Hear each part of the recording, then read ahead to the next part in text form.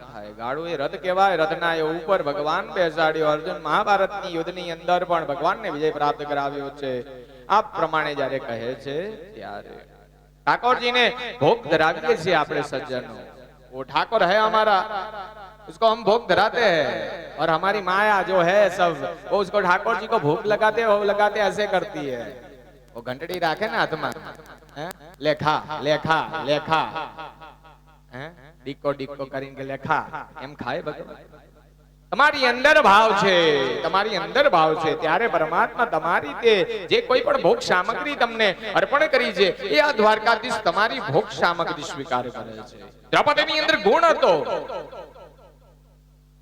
તાળીઓ મારો એમ નથી આ દુશાસનના તાકા ખેંચી જાય ગમે તેટલા સાહેબ સજ્જનો, પણ એ દ્રૌપદીની અંદર ગુણ હતા, એ વાત્સલ્ય ભાવ હતો, પ્રેમ હતો, પરમ તત્વ હતું, કરુણાની મૂર્તિ હતી દ્રૌપદી. સજ્જનો એ કોઈ સામાન્ય સ્ત્રી નથી, એ અગ્નિની અંદરથી ઉત્પન્ન થયેલી પરમ એ સતી હતી.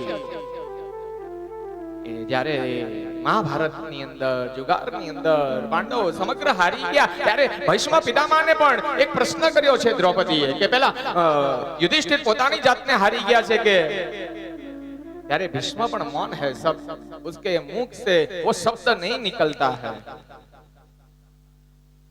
ત્યારે એ દુશાસન તાકા ખેંચતો જતો હોય છે, પણ મારો કાળિયાને હે ત્રાહિમામ મુરારી, હે મારા ભગવાન, હે કૃષ્ણ રાઘવ રક્ષમામ, તમે આવો, મારી લાજ જાય છે,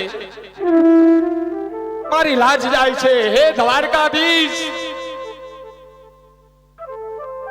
મારી અંતરની લાગણીને તમે માન રાખીને આવો, મારી અંતરની લાગણીને માન રાખીને આવો.